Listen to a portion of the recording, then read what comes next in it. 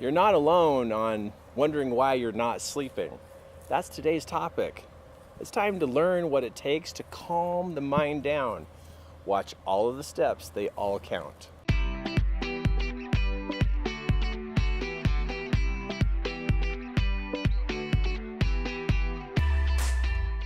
You know, it's a common thing not to be able to sleep good. You're not alone, you're not weird. You just may have some things happening that are affecting the way you do sleep. So I'm here today to be able to help you understand some things you can do so that you can sleep better. So first off, let's take a look at what it is that may be keeping you from not sleeping or falling to sleep.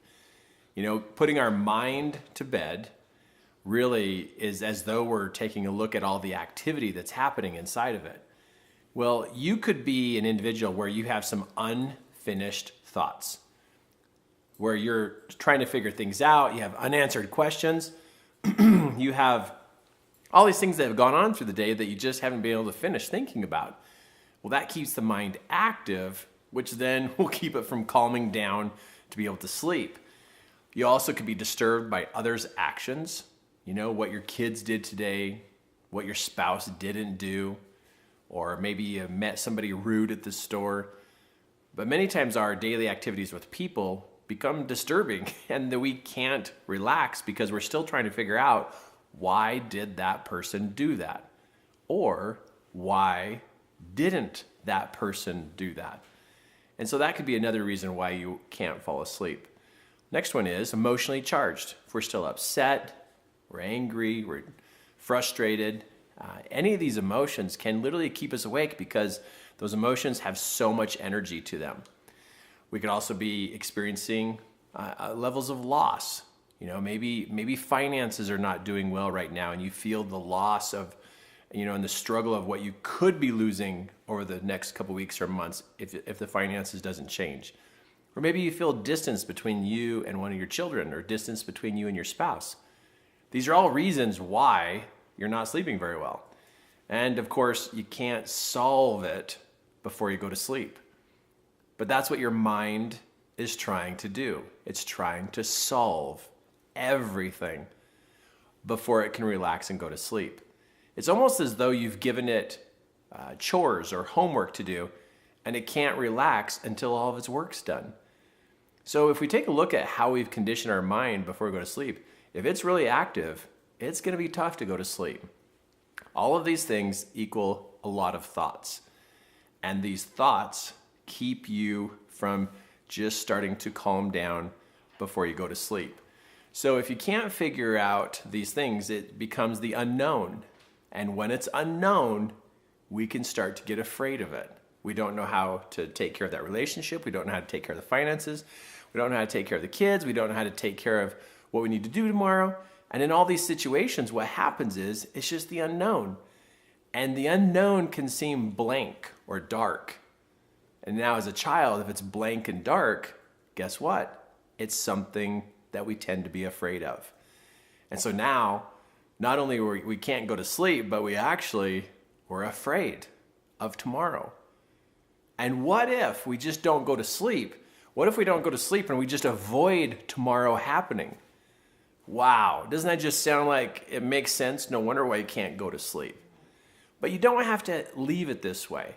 You don't have to just leave it right where it's at. There are things you can do that can actually help you calm down, be able to calm the thoughts, and be able to make sense of the day so that you can drift off into that very, very needed sleep. Because if you are who I think you are, you're a very busy person and you are really focused on accomplishing what you want to do in the day. But without good sleep, tomorrow is going to be even more difficult. So this is what you do. Here's some hope. Now, what you do is you get a pad of paper and you put that next to your bed. And these are some steps that you can take to be able to make a difference in calming your mind down. Because right now it's programmed to not calm down. So you use paper to unload your thoughts, all the different things that you've been thinking about. And it might end up in a bullet point list or a numbered list, but either way, you begin to get these things off of your mind and onto paper so that it does not weigh upon your mind and keep you from sleeping. But just unload your thoughts. And I know you might be thinking, oh my gosh, this is going to take me forever. But it's actually not as many as you think it is. As soon as you get the big thoughts out, it usually pulls a lot of those little ones out too. But this way you don't forget what you're thinking about, but it helps relieve your mind of its activities so that you can drift off to sleep.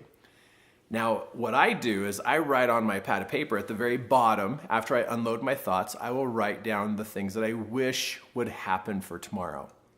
I wish that I could find a way to improve my finances or improve my relationship with my wife or be able to figure that situation out between me and so. But it's my wishes. And when I wish, what that does is it actually points my thoughts in a better direction. Even though I have no idea how, I can still make a wish. I can at least point my thoughts in a better direction. And that can be very relieving, just that alone. Then I also will write down who could help. Who is it that I could reach out to that might know something about this problem that I'm facing? Who is it I could reach out to that would understand? And if I can't think of anyone, then I'll still write on my paper, I'm going to find someone. I'm going to find somebody who could help me understand how to get through this or how to cope with this. What you're doing at this point is you literally are creating a new way of thinking to relieve all of this activity that's going on in your mind. Because at this point, your mind is not doing this by itself. And you need to retrain your mind that before you go to sleep, you go through this process to be able to unload your thoughts onto paper. Now, the good thing is, as you feel this relief, it doesn't mean you're going to forget because you wrote it down, but you will feel a relief. And this is literally building some type of after story. Like, what's it going to be like after today? What's it going to be like after I go to sleep? I'm going to find somebody who's going to help me. I have wishes of how I hope it turns out for tomorrow. And I've unloaded everything on paper. So now my mind can relax. I think you're going to find that this works. It has worked for me and worked for thousands of other people. Simple technique you can teach your child, you can teach your spouse, you can teach your friend. And if it doesn't work the first night you try it, remember that you are literally retraining your mind to think a new way. It may take 2 or 3 or 4 times before your mind will literally give that information to you so the activity can come down. It makes a difference. Because if you don't make the change, how are things supposed to change? If you don't condition your mind to start to slow down and relax, how are you going to fall asleep?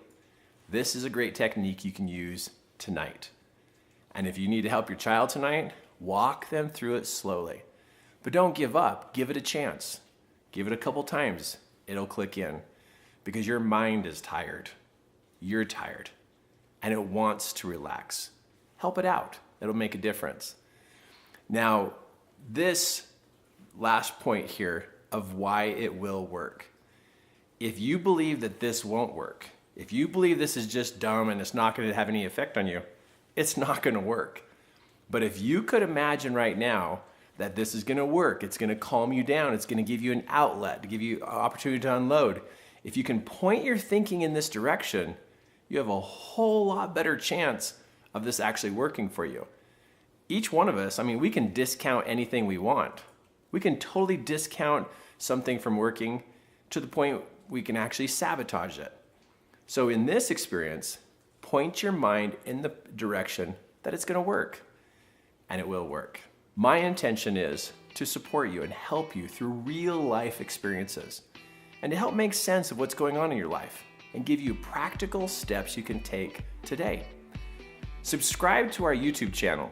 Don't miss one of these videos that we send out to you because it's helping you in every different aspect of your life. Help you be able to cope and also help you be able to succeed. So subscribe to our channel so you don't miss any of our great videos, and also come check us out at our website.